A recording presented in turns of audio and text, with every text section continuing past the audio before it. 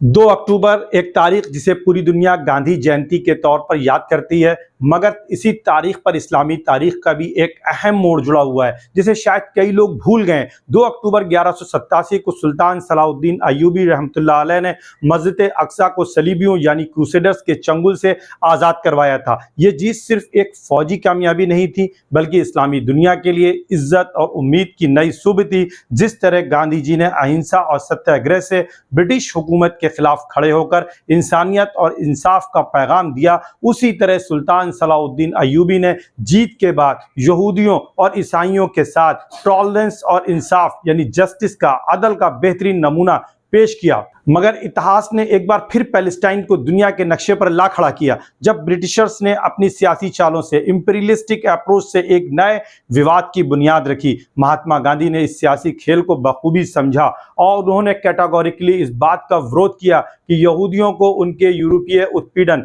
यानी European atrocities से निकालकर अरबों की जमीन पैलेस्टाइन में बसाया जाए। गांधी ने कहा, जैसे इंग्लैंड अंग्रेजों का है, फ्रांस फ्रांसीसियों का है, वैसे ही पैलेस्टाइन अरबों का है। उन्होंने यहूदियों के साथ यूरोप में हो रहे जुल्म पर हमदर्दी जताई, सिंपैथी की रखी, लेकिन साथ में यह भी साफ कर दिया कि इसका हल किसी और की जमीन पर कब्जा करके नहीं निकाला जा सकता। गांधी जी का मानना था कि यहूदी कम्युनिटी को अपने हक के लिए यूरोप में ही संघर्ष करना चाहिए, न कि अरबों की सरजमी पर आकर एक नया मुल्क बनाने की कोशिश करनी चाहिए। उन्होंने ब्रिटिश हुकूमत की साजिशों को भी उजागर किया, जो यहूदियों और मुसलमानों के बीच फूट डालकर अपने कॉलोनियल इंटेंशंस को हासिल करना चाहती थी, अपने ऑब्जेक्टिव्स को पूरा करना चाहती थी। और डेफिनेटली अगर हम देखें तो आज भी वो अपने ऑब्जेक्टिव्स को हासिल कर रही हैं। गांधी जी ने यहूदियों के अधिकारों की पैरवी तो की, मगर पैलेस्टाइन में यहूदी मुल्क या कंट्री की तामीर के खिलाफ थे, क्योंकि इसका नतीजा सिर्फ मुसलमानों और यहूदियों के बीच कॉन्फ्लिक्ट को बढ़ाने वाला था।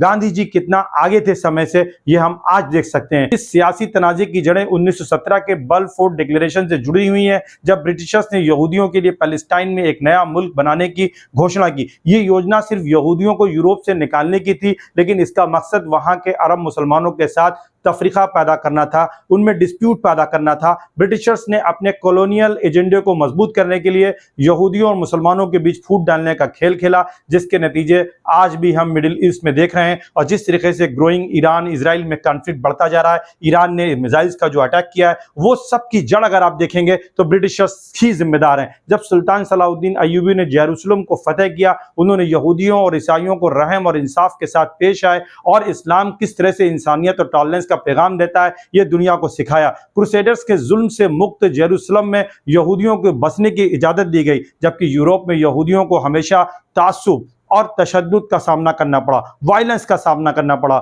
उनके साथ सेकंड क्लास सिटीजन का हमेशा व्यवहार किया गया। यूरोप में यहूदियों के खिलाफ नफरत की यह लहर सदियों से चल रही थी और इसका सबसे बुरा रूप आप कह सकते हैं नाज़ी हॉलोकॉस्ट में देखने को मिला, जब 6 मिलियन से ज्यादा यहूदियों को कत्ल किया गया। गांधी जी का यही कहना था कि यहूदी समुदाय को यूरोप में ही अपने अधिकारों के लिए संघर्ष करना चाहिए, न कि किसी और की जमीन पर कब्जा करके। उन्होंने कहा कि पैलेस्टाइन अरबों की सरजमीन है और यहूदी वहां अपने लिए एक नया मुल्क नहीं बना सकते हैं, अपने लिए एक नया होमलैंड नहीं क्रिएट कर सकते हैं। गांधी जी का यह स्टांस ब्रिटिश हुकूमत की सियासी साजिशों के खिलाफ था, जो यहूदियों और मुसलमानों के बीच नफरत और जंग का बीज बो रही थी। और ठीक वो बीज आज बड़ा होकर के एक पेड़ बन चुका है, जिसके नतीजे पूरी दुनिया भोगने के लिए बैठी हुई है। क्या ये तीसरे वर्ल्ड वॉर में बदल जाएगा, ये समझने की जरूरत है। ब्रिटिशर्स ने इजराइल का तस्वुर देकर यहूदियों को यूरोप से निकालने का रास्ता तो निकाला, मगर इसका अंजाम यह हुआ कि मुस्लिम और यहूदी कम्युनिटीज के बीच सदियों से चली आ रही अमन की रिवायत को तोड़ दिया गया। सुल्तान सलाउद्दीन अय्यूबी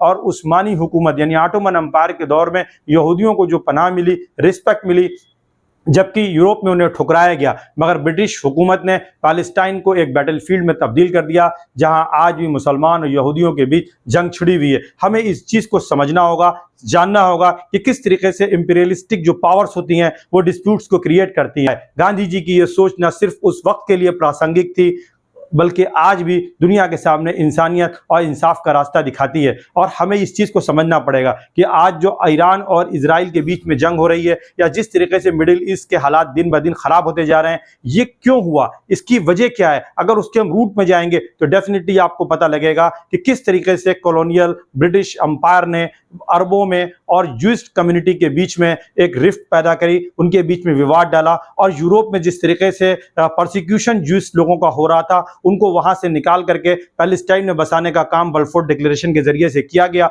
और उसके नतीजे में आज मुसलमान और ज्यूइश, जो कि कभी एक साथ मिलकर के रहते थे पूरे की अरब पेनिनसुला में, आज वो एक दूसरे के खून के प्यासे बने हुए हैं। जिस तरीके से लड़ाइयां हो रही हैं वो आप देख सकते हैं, और ये लड़ाई कहां तक जाएगी अभी इसके बारे में कोई अंदाजा नहीं लगाया जा सकता है। कल ईरान ने जिस तरीके से काउंटर अटैक किया है हसन नसरुल्लाह की डेथ के बाद, ठीक अब इजराइल कह रहा है कि हम बदला लेंगे, और फिर ईरान ने कहा है कि उसका करारा जवाब, क्रैशिंग रिप्लाई दिया जाएगा।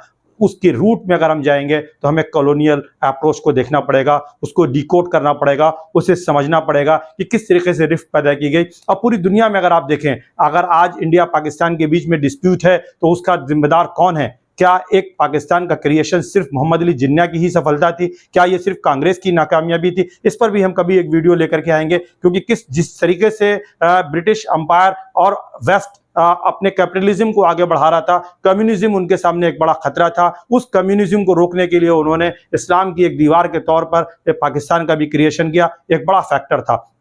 आप देखें जिस तरीके से उन्होंने मैकमोहन रेखा की कि वो भारत और चाइना के बीच में डिस्प्यूट बना हुआ है, ठीक इसी तरीके से कश्मीर के मुद्दे पर जिस तरीके से वेस्ट लगातार एक ऐसा स्टेंस लेता है जिससे इंडिया के हितों को नुकसान पहुंचता है, ये भी वेस्ट की दोहरी चाल और आतंकवाद के ऊपर उनकी जो डिफिनेशंस हैं और अच्छे और बुरे आतंकवाद की जो उनकी परिभाषा है, वो सारी चीज़ें अगर आप देखेंगे तो वो सारे रास्ते अख्तियार करते हैं जो वेस्ट को सूट करता है, वेस्ट के डोमिनेंस को प्रमोट करता है, ना कि एशिया को या अदर्स कंट्रीज को आगे बढ़ने के लिए मौका फराहम करे। इसलिए हमें इन चीज़ों को देखना होगा, और जो लोग पैलेस्टाइन के इशू पर लगातार बोल रहे हैं उन्हें इस चीज़ को ध्यान में रखना चाहिए कि गांधी जी एक बहुत बड़े बुद्धिजीवी थे, एक बहुत बड़े राजनीतिक थे, और सबसे बढ़कर एक वो अहिंसा के पुजारी थे, संत थे। और उन्होंने ये बात क्यों कही? उन्होंने सत्य का साथ दिया कि पैलेस्टाइन अरबों का है, पैलेस्टाइन ज्यूइश लोगों का नहीं है। अगर यूरोपियन लोग एट्रोसिटीज ज्यूइश के साथ कर रहे हैं तो उनका समाधान यूरोप में होना चाहिए, ना कि वहां से सारे ज्यूइश को इकट्ठा करके ला करके आप पैलेस्टाइन में बसा दें।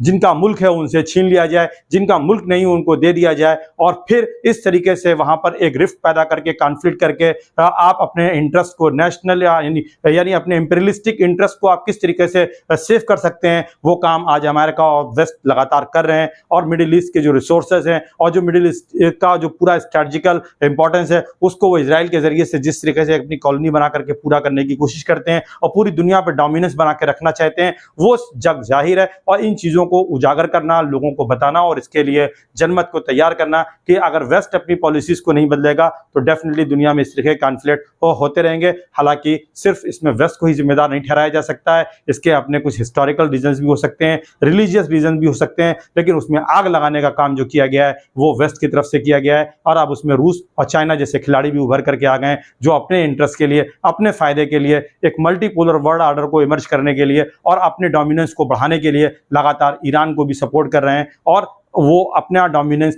मिडिल ईस्ट में बढ़ा करके पूरे मिडिल ईस्ट के साथ अपनी प्रेजेंस को बढ़ा करके, अपने फुटप्रिंट को ज़्यादा इंक्रीज करके वो अमेरिका को काउंटर करना चाहते हैं, अमेरिकन इन्फ्लुएंस को काउंटर करना चाहते हैं, वेस्ट को काउंटर करना चाहते हैं। कैसा लगा मेरा एनालिसिस? कमेंट जरूर करिएगा, लाइक ज़रूर करें, शेयर ज़रूर करें।